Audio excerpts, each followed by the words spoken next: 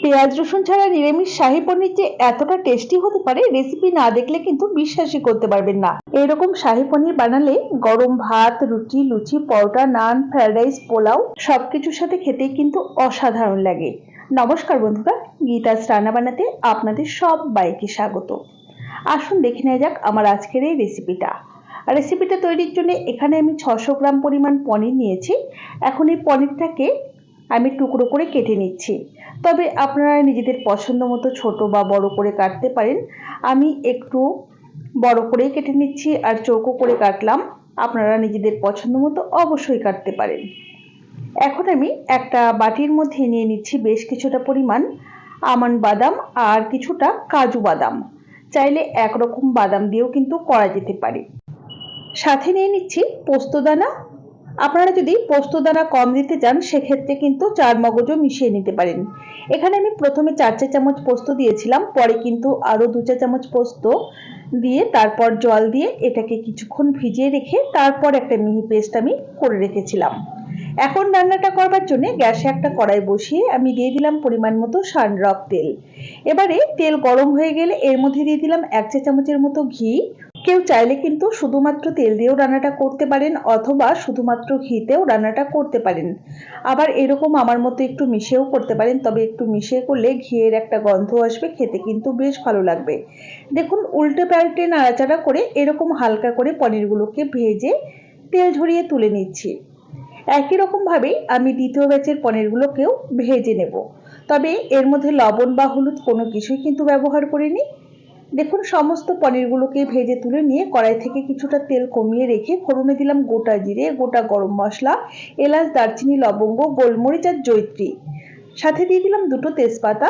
ফোড়নটাকে লো ফ্লেমে মোটামুটি 15 থেকে 20 সেকেন্ড সময় ধরে খুব সুন্দর করে ফ্রাই করে নেওয়ার পর একটা মিক্সিং জারের মধ্যে নিয়ে নিচ্ছি পরিমাণ মতো আদা আর কাঁচা লঙ্কা। এটার একটা মিহি পেস্ট বানিয়ে সেটাই এখানে দিয়ে দিলাম। আদা কাঁচা লঙ্কাটাকে মিডিয়াম ফ্লেমে মোটামুটি 1 থেকে 1.5 মিনিট সময় নিয়ে এরকম একটু ভাজা ভাজা করে নিলাম। এবারে এর মধ্যে অল্প পরিমাণে একটু জল দিয়ে দিচ্ছি। এবারে কিছু স্পাইস ব্যবহার করব। তো প্রথমে দিচ্ছি 1/4 চামচ পরিমাণ লাল লঙ্কা বা ঝাল লঙ্কার গুঁড়ো, 1/4 চামচ পরিমাণ জিরে গুঁড়ো, 1/4 চামচ পরিমাণ ধনে গুঁড়ো, খুব অল্প পরিমাণ একটুখানি হলুদ গুঁড়ো। এটা অপশনাল, ইচ্ছে হলে দিতেও পারেন, না হলে না দিলেও চলবে।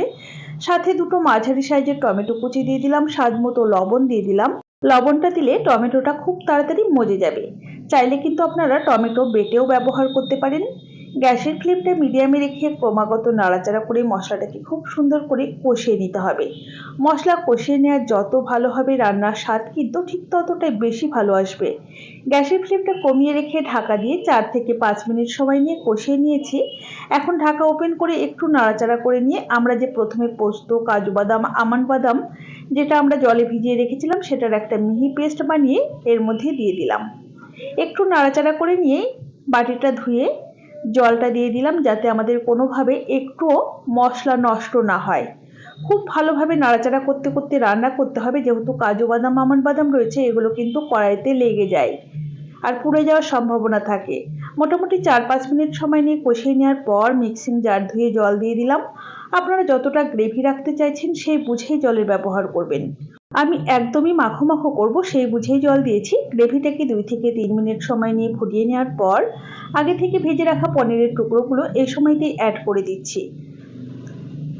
সাথে দিয়ে দিচ্ছি 1/2 চা চামচ পরিমাণ চিনি। এইটুকু চিনি দিলে রান্নাতে মিষ্টি হয়ে যাবে না, স্বাদের ব্যালেন্সটা একদমই ঠিকঠাক থাকবে। কেউ যদি অপছন্দ করেন সেক্ষেত্রে না দিলেও চলবে। একটু নাড়াচাড়া করে নিলাম, আর সুন্দর একটা ফ্লেভারের জন্য 2 থেকে 3টে আর কি গোটা কাঁচা লঙ্কা দিয়ে দিচ্ছি, এটা অপশনাল। এরপর গ্যাসের ফ্লেমটা একদম কমিয়ে রেখে ঢাকা দিয়ে মিনিট 5 রান্না করে নেব।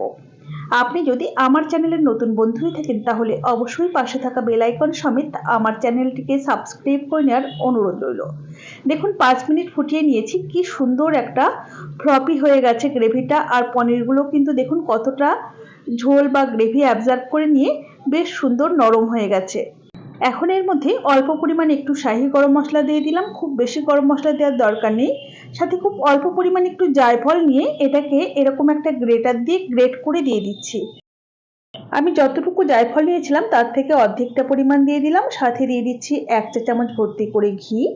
ঘিটা অবশ্য করে দেবেন, এতে টেস্টটা কিন্তু খুব ভালো আসবে। একটুখানি নাড়াচাড়া করে নেব আর গ্যাসের ফ্লেমটা বন্ধ করে তারপর কিছুক্ষণ ঢাকা দিয়ে রেখে পরিবেশন করে দেব। আমার এই সম্পূর্ণ নিরামিষ শাহী পনিরের রেসিপিটা আপনাদের কেমন লেগেছে অবশ্যই আমাকে কমেন্ট বক্সে কমেন্ট করে জানাতে ভুলবেন না যেন। ভালো লাগলে অবশ্যই একটা লাইক করবেন আর বন্ধুদের সাথে প্রচুর প্রচুর শেয়ার করবেন। দেখুন পরিবেশন করে দিয়েছি, দেখতে কতটা ভালো হয়েছে, দেখতে যতটা ভালো হয়েছে বন্ধুরা, খেতে কিন্তু তার চেয়ে অনেক অনেক বেশিই ভালো হয়েছিল। আমি এখন দেখুন আটা নরম তুলতুলে ঘিয়ে ভাজা পরোটার সাথে পরিবেশন করে দিলাম। ওই পরোটার রেসিপি দেখতে চাইলে আমাকে কমেন্ট বক্সে কমেন্ট করবেন, আমি অবশ্যই রেসিপি শেয়ার করব। তাহলে আজ এই পর্যন্তই, সকলে ভালো থাকবেন, সুস্থ থাকবেন, হাজির হয়ে যাব নতুন কোনো রেসিপি নিয়ে। ধন্যবাদ।